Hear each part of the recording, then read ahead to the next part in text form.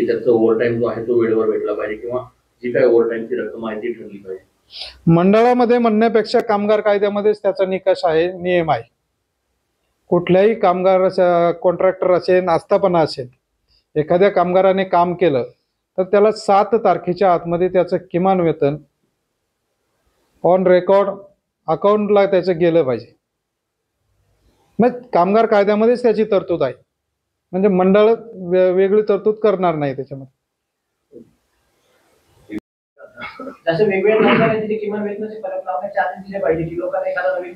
आमच्या पहिल्या बैठकीमध्ये तोच विषय मी तुम्हाला सांगतो. आमची पहिली बैठक 16 ऑक्टोबर रोजी झाली. 16 ऑक्टोबरच्या पहिल्या बैठकीमध्ये आमच्या सर्वांचं इंट्रोड्युसिंग झालं आणि पहिल्या बैठकीमध्ये आम्ही पहिला विषय हा घेतलेला आहे की राज्यामध्ये आता किमान वेतन मंडळ गठीत झालेलं आहे आणि राज्यामध्ये असणारे जे आयुक्त कार्यालय आहेत, सहाय्यक आयुक्त कार्यालय, प्रत्येक आयुक्त कार्यालयाच्या बाहेर किमान वेतन मंडळाच्या अध्यक्षासह सदस्यांसह प्रत्येकाचं नाव, पत्ता आणि फोन नंबर आणि जी तक्रार आहे, तक्रार कुठल्या याच्यावरती करायचं तो फलक लावण्याचे निर्देश देण्यात आलेले आहेत. ते बंधनकारकच आहे ना. जे लावत नसेल तर त्यांची यादी द्या आमच्याकडे. आमच्या कंपन्यांना भेट दिली, त्या कंपन्यांच्या तिथे प्रवेशद्वारावर अशा फलक आपल्याला बघायला मिळाले नाही, फलक नव्हते. तुम्ही म्हटलं की त्या कंपन्यांचे सगळे नियम पाळले जात होते, मग हाच एक तुम्हीच दुसऱ्या बाजूला सांगतायत की नियमच पाळला जात नव्हता. मग आता त्यांच्यावर कार्यवाही काय करणार तुम्ही?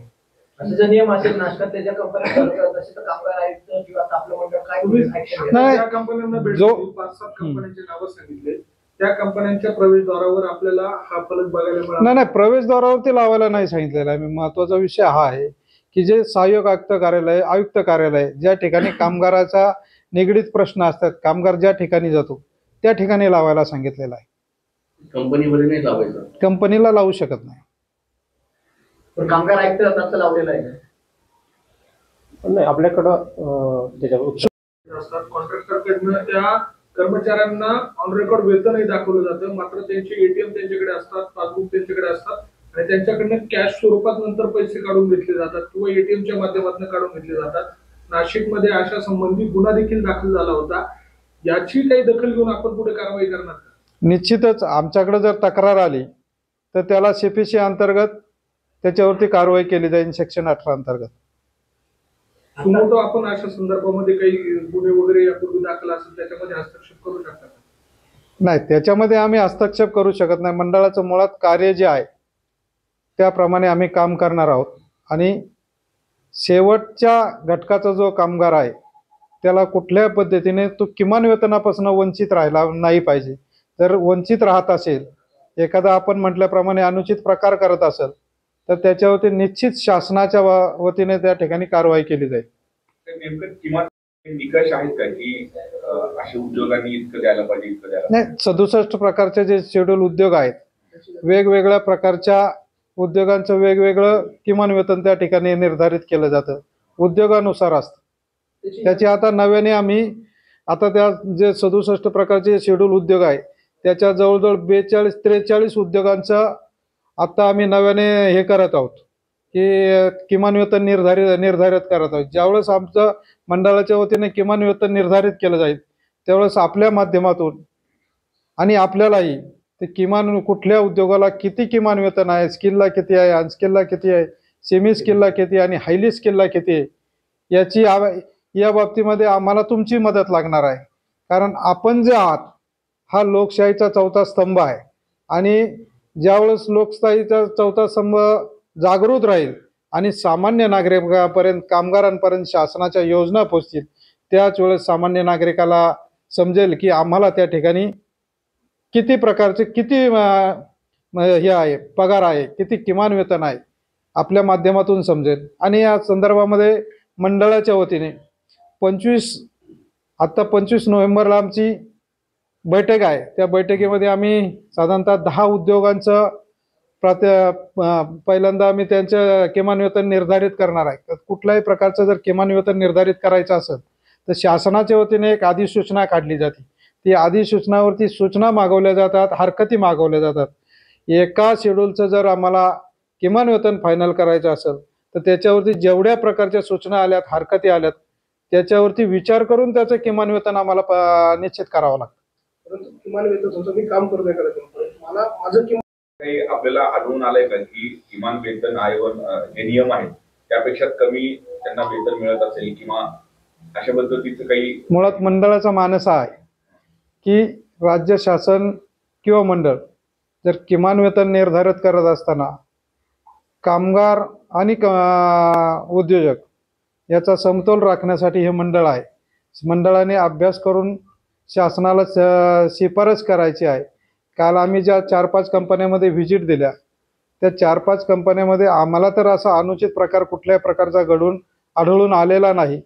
पण मंडळाचा उद्देश आहे की राज्य शासन जर किमान वेतन मंडळ गटत करत असेल आणि ते मंडळ शासनाला शिफारस करून किमान वेतन निर्धारित करत असेल तर मंडळाचा उद्देश असा आहे या राज्यामध्ये नव्हे तर आपला नाशिक जिल्हा, आज आम्ही नाशिकमध्ये आहे म्हणून नाशिकचा आम्ही उल्लेख करतो, नाशिक जिल्ह्यामध्ये किंवा राज्यामध्ये कुठलाही उद्योजक असेल किंवा कॉन्ट्रॅक्टर असेल हा जर वेतनाची चोरी करत असेल तर त्याची कुठल्याही प्रकारे गय केली जाणार नाही. मंडळाला सेक्शन 18 अंतर्गत CPC अंतर्गत केसेस चालवण्याचे अधिकार आहेत.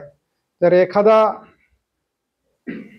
कॉन्ट्रॅक्टर असेल त्या वेतनाची चोरी करत असेल तर मंडळ त्याला 10 पटीने रिकव्हरी करू शकतो.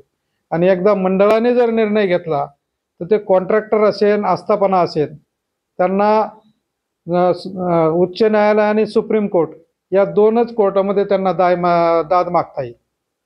आपल्याकडे काही किंवा कमी वेतन मिळतं? आपल्या माध्यमातून मी नाशिक जिल्ह्यामध्ये काम करणाऱ्या संघटित प्रकारच्या सगळ्या कामगारांना मी आव्हान करेन, जर आपल्या विभागामध्ये जर कोणी वेतन चोरी करत असेल तर आमच्या आयुक्त कार्यालय या ठिकाणी आहे. आयुक्त कार्यालयामध्ये आपण लेखी तक्रार द्यावी आणि किमान वेतन महामंडळाच्या वतीने चेअरमन मिनिमम वेजेस @gmail.com या नावाची एक मेल ID क्रिएट केलेला आहे आणि तो मेल ID सोशल मीडियावरती आम्ही तर प्रसारित केलेला आहे. आपल्यालाही विनंती असेल की हा मेल ID आपल्या माध्यमातून या जिल्ह्यामध्ये काम करणाऱ्या शेवटच्या घटकापर्यंत, शेवटच्या कामगारांपर्यंत पोहोचावा अशी आपल्यालाही माझी विनंती असेल. महिंद्रा अँड महिंद्रा कंपनीला व्हिजिट दिली, त्याच्यानंतर ग्लेनमार्क नंतर जेनिथ मेटाप्लास्ट, इनोव्हा रबर आणि MD इंडस्ट्री अशा 5 कंपन्यांना आम्ही त्या ठिकाणी व्हिजिट दिलेलं आहे. व्यवस्थापनाचं मत जाणून घेतलं, कामगारांचं मत त्या ठिकाणी जाणून घेतलं. माझी आपल्या सर्वांना एक विनंती असेल, आपण या किमान वेतनची आजच्या प्रेस कॉन्फरन्सची हेडलाईन्स बनवताना आपल्या माध्यमातून अशी हेडलाईन्स बनवावी की वेतन चोरी करणाऱ्या कुठलाही ठेकेदार असेल, आस्थापना असेल याची गय केली जाणार नाही. त्यासाठी रक्कमच निश्चित नाही ना, किती रक्कम ही माहीत पाहिजे ना. ती मला तक्रार करायची तुमच्याकडे, पण मला 20,000 किमाने दिले पाहिजे ना आमच्यासारख्या कामगारांना. नाही, निश्चित दर जे दिले पाहिजेत, जे दर आहेत ते आपल्या आयुक्त कार्यालयामध्ये कुठल्याही तुम्ही सरकारी अधिकाऱ्याला विचारलं तर तुम्हाला लगेच माहिती मिळेल की स्किलला किती, अनस्किलला किती आणि हे किती. तोच मंडळाचा उद्देश आहे. ज्यावेळेस मंडळाच्या वतीने ज्या सगळ्या प्रकारच्या शेड्यूलचं किमान वेतन निश्चित केलं जाईल त्यानंतर मंडळाच्या वतीने एक जनजागृती अभियान राज्यामध्ये ज्या ठिकाणी उद्योग आहेत त्या ठिकाणी मंडळाच्या वतीने जनजागृती अभियान राबवून प्रत्येक कामगाराला समजलं पाहिजे की माझं वेतन किती आहे. जनजागृती अभियानाच्या माध्यमातून पोहोचवण्याचा प्रयत्न असणार आहे. किती वेळ दिलेला आहे मंडळाला आव्हान देण्यासाठी? मुळात मंडळाला वेळ देण्यापेक्षा मंडळाचा कार्यकाळ हा 3 वर्षाचा असतो. एकदा मंडळ गठीत झाल्यानंतर 3 वर्ष मंडळ त्याच्यावरती अस्तित्वात असतं. वेळपेक्षा शासनाने हे जे काही प्रलंबित विषय आहेत हे प्रलंबित विषय तातडीने लवकरात लवकर मार्गी लावण्याचा शासनाचे मंडळाला निर्देश आहेत. कमीत कमी